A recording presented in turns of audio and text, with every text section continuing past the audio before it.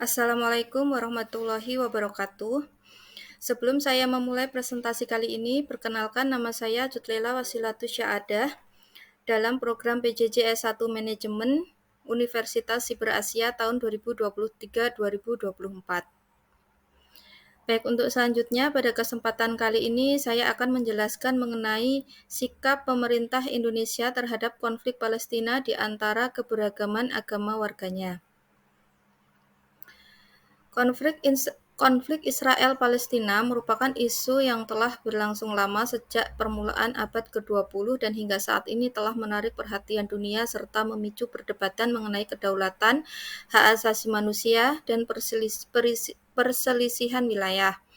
Status hukum wilayah khususnya tepi barat merupakan inti dari konflik ini. Palestina merupakan negara yang sah, tetapi sebagian wilayahnya diduduki oleh Israel.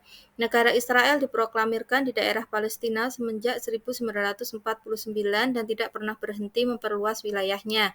Pertempuran demi pertempuran yang membawa kekalahan untuk Palestina terjadi.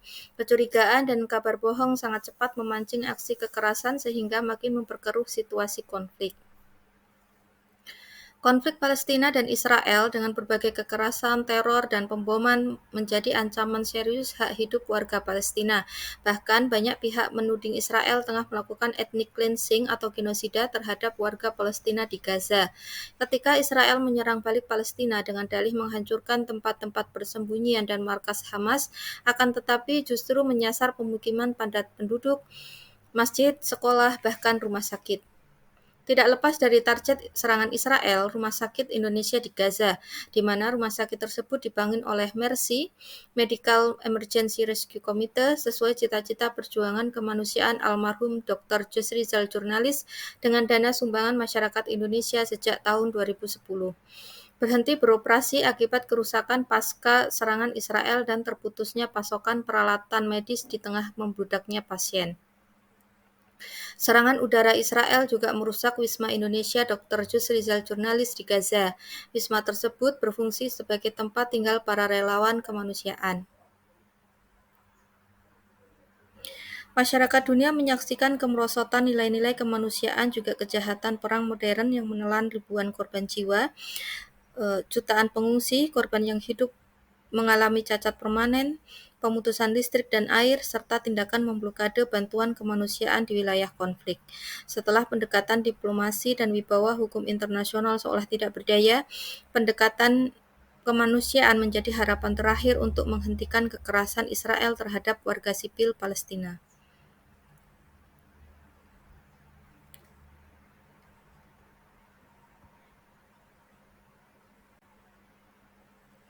Oleh sebab itu, penelitian ini dilakukan dengan latar belakang posisi Indonesia yang unik sebagai negara dengan populasi Muslim terbesar di dunia dan memiliki sejarah aktif dalam urusan internasional.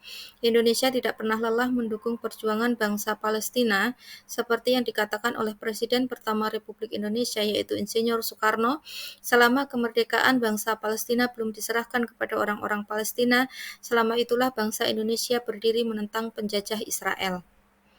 Indonesia dengan demografinya yang luas dan beragam, khususnya dengan berbagai macam agama meski mayoritas Muslim, menimbulkan studi kasus yang menarik. Serta bagaimana pendapat dan sikap dari mayoritas penduduk Indonesia terhadap konflik Palestina dan Israel di tengah kondisi keberagaman agamanya, serta bagaimana sikap pemerintah Indonesia atas konflik tersebut di tengah kondisi keberagaman warganya, khususnya keberagaman agama. Dalam konteks tersebut, penelitian ini berusaha untuk memberikan kontribusi wawasan yang bernuansa pada wacana global tentang konflik Palestina dan Israel sebagai rumusan masalah.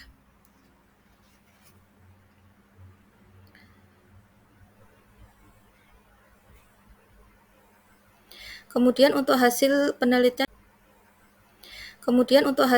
penelitian dan pembahasan terdapat beberapa hasil penelitian yang akan dibahas. Untuk yang pertama yaitu kondisi demografi penduduk Indonesia. Berdasarkan data Badan Pusat Statistik atau BPS, jumlah penduduk Indonesia diproyeksikan sebanyak 278,8 juta jiwa pada tahun 2023. Jumlah tersebut naik 1,1% dibandingkan tahun sebelumnya, yaitu sebanyak 275,7 jiwa. Menurut usianya, 69,13% penduduk Indonesia berada di jenjang usia 15 sampai 64 tahun. Sebanyak 23,89% penduduk berusia 0 sampai 14 tahun. Kemudian 6,98% penduduk berusia 65 tahun ke atas.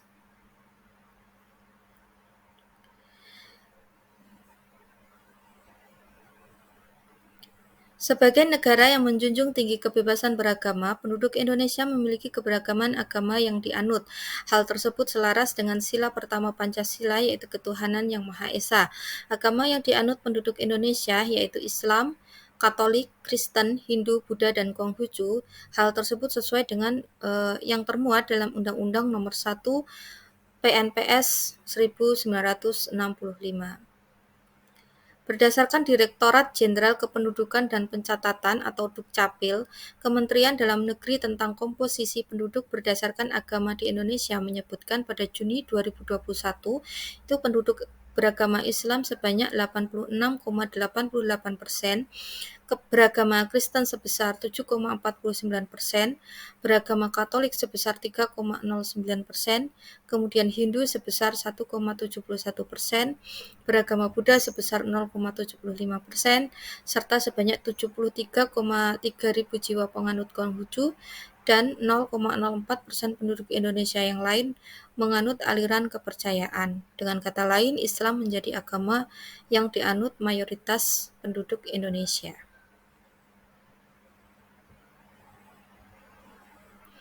Kemudian untuk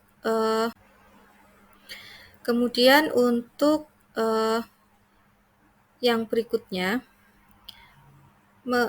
yaitu kesadaran dan pemahaman tentang konflik Israel-Palestina. Bagian tentang kesadaran dan pemahaman tentang konflik Israel-Palestina menyoroti pemahaman masyarakat mengenai historis dan geopolitik penting. Berdasarkan respon masyarakat di berbagai platform media sosial dan ruang publik lainnya, mayoritas menunjukkan kesadaran yang tinggi terhadap konflik Israel-Palestina, di mana bahwa isu geopolitik tersebut memiliki arti penting dalam wacana publik Indonesia. Kesadaran yang tinggi dapat menjadi indikasi keterlibatan aktif dalam isu-isu global, paparan media, atau inisiatif pendidikan. Sebagian kecil memiliki pemahaman dasar tentang konflik, akan tetapi tidak terlalu mendalam atau memiliki informasi yang cukup dibandingkan mayoritas masyarakat yang memiliki kesadaran tinggi. Meski ada sebagian kecil lain yang memiliki tingkat kesadaran rendah, yaitu masyarakat yang kurang terlibat dengan urusan internasional atau populasi yang berpotensi dipengaruhi oleh faktor-faktor yang membatasi akses mereka terhadap informasi. Tingkat kesadaran dan pemahaman yang berbeda juga dapat mencerminkan pengaruh kebiasaan konsumsi media. Mereka yang memiliki kesadaran tinggi mungkin secara aktif mencari informasi dari berbagai sumber, termasuk berita internasional, sementara yang lain mungkin mengandalkan sumber yang lebih lokal atau terbatas. Kemudian hasil yang ketiga yaitu mengenai opini mengenai konflik Israel-Palestina. Pendapat itu mengenai opini mengenai konflik Israel-Palestina. Pendapat masyarakat mengenai konflik Israel-Palestina mayoritas menyatakan pandangan positif mengenai hak untuk menentukan nasib sendiri selaras dengan pendapat global yang menyuarakan pengakuan atas hak Palestina untuk menentukan status politik mereka. Masyarakat juga mengakui dimensi historis dan geopolitik dari konflik tersebut. Hal ini disinyalir dipengaruhi oleh prinsip-prinsip hak asasi manusia, konteks historis, dan solidaritas terhadap perjuangan Palestina. Ada pula masyarakat yang memiliki pandangan terhadap solusi dua negara pendukung resolusi diplomatik terhadap konflik tersebut. Sudut pandang ini selaras dengan upaya internasional dan resolusi Perserikatan Bangsa-Bangsa atau PBB yang menyuarakan kerangka kerja dua negara. Mengingat mayoritas penduduk Indonesia adalah Muslim, faktor agama dan budaya juga dapat mempengaruhi opini. Kemudian untuk hasil penelitian yang keempat, yaitu mengenai persepsi terhadap keputusan Dewan Keamanan PBB. Pendapat masyarakat yaitu mengenai persepsi terhadap keputusan Dewan Keamanan PBB. Pendapat masyarakat akan peran komunitas internasional dalam konflik Palestina-Israel terbagi menjadi dua pendapat. Yang menganggap pengaruhnya kecil mencerminkan sikap skeptis dan merupakan kritik terhadap efektivitas badan-badan internasional dalam menyelesaikan konflik yang berkepanjangan. Akan tetapi ada pula pendapat yang masih menghargai pentingnya inisiatif diplomatik internasional. Kemudian untuk yang kelima, yaitu aksi nyata masyarakat Indonesia terhadap konflik Palestina dan Israel. Yaitu aksi nyata masyarakat Indonesia terhadap konflik Palestina dan Israel. Mayoritas masyarakat menyatakan dukungannya secara positif untuk kemerdekaan bangsa Palestina. Banyak hal yang telah dilakukan secara aktif dan masif oleh masyarakat Indonesia, baik dalam hal pengumpulan dana, berbagai lembaga sosial, khususnya yang berorientasi Islam menggalang dana untuk warga Palestina seperti misalnya Lazismu, Lazisnu, Dompet Duafa, Basnas, dan lain-lain. Meski ada pula yang menggalang dana sesuai kelompok masing-masing kemudian disalurkan kembali melalui lembaga sosial yang terpercaya. Selain menggalang dana, masyarakat juga melakukan boikot terhadap produk-produk Israel maupun yang terafiliasi dengan Israel. Oleh sebab itu, banyak produk-produk yang diboikot memberikan diskon besar-besaran sebagai media promosi, melakukan demonstrasi terpusat di DKI Jakarta, kampanye-kampanye, dan doa bersama menyuarakan kemerdekaan Palestina. Di dunia maya, masyarakat juga aktif dalam menyerukan pendapatnya melalui berbagai platform media sosial, menyebarkan informasi secara masif dalam bentuk foto, video, maupun berita online meski menghadapi risiko akun mereka diblok ataupun dihapus oleh platform tersebut. Bahkan gerakan masyarakat terorganisir secara kompak dalam bentuk komentar-komentar menyuarakan kemerdekaan Palestina. Dan untuk selanjutnya, mengenai aksi nyata pemerintah Indonesia terhadap konflik Palestina-Israel. Aksi nyata pemerintah Indonesia terhadap konflik Palestina-Israel. Indonesia melalui Presiden Joko Widodo telah menegaskan bahwa posisi Indonesia sangat jelas dan tegas mengutuk keras serangan Israel terhadap masyarakat sipil di Gaza. DPR RI melalui Badan Kerjasama Antar Parlemen atau BKSAP di posisi yang sama terus memberikan dukungan secara konkret untuk perjuangan Palestina dalam meraih kemerdekaan dari Israel. Langkah konkret yang telah diupayakan oleh pemerintah Indonesia yaitu diantaranya memberikan bantuan kemanusiaan yang terus-menerus dikirim langsung oleh satuan TNI. Pertemuan Presiden Joko Widodo dengan Presiden Amerika Serikat Joe Biden guna mendesak adanya gencatan senjata, diplomasi yang terus dilakukan dalam organisasi internasional PBB. Selain itu, langkah-langkah nyata Indonesia juga turut serta dalam pembangunan baik sosial, budaya, ekonomi dengan cara menyalurkan pelajar-pelajar Palestina di berbagai universitas dan lembaga pendidikan Indonesia. Kemudian atas penelitian tersebut dapat ditarik kesimpulan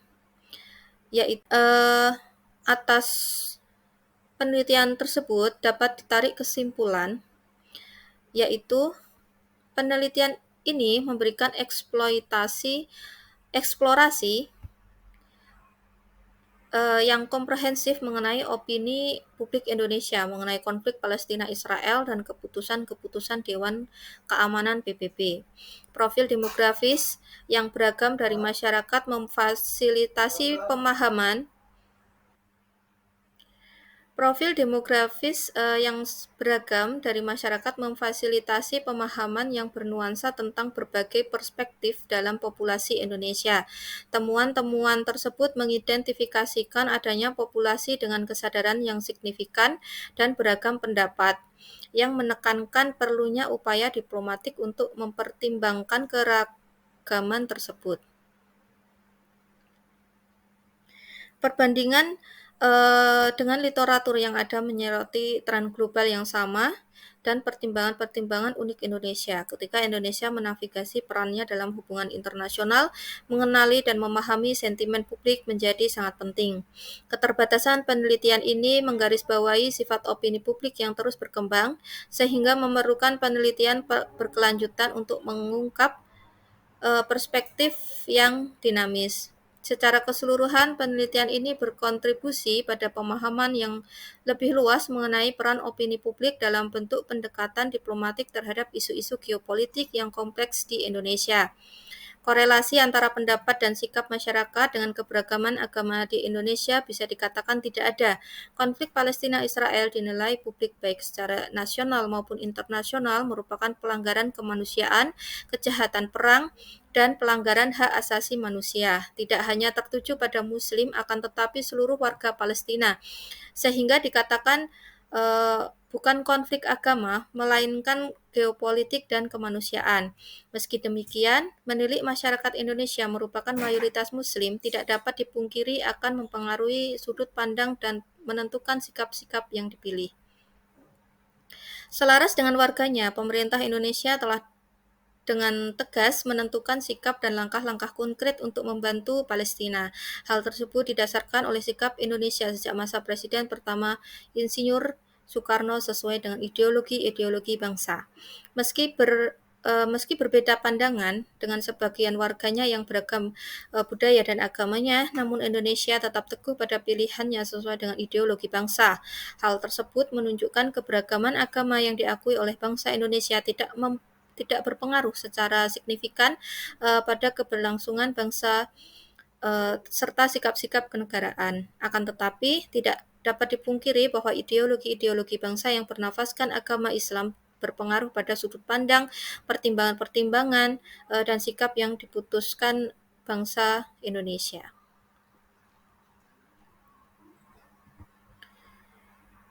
Baik, demikian penjelasan dari saya. Semoga apa yang saya sampaikan cukup jelas, dapat menambah hasanah ilmu dan informasi. Terima kasih atas perhatian. Baik, demikian penjelasan dari saya. Semoga apa yang saya sampaikan cukup jelas, dapat menambah hasanah ilmu dan informasi. Terima kasih atas perhatiannya. Wassalamualaikum warahmatullahi wabarakatuh.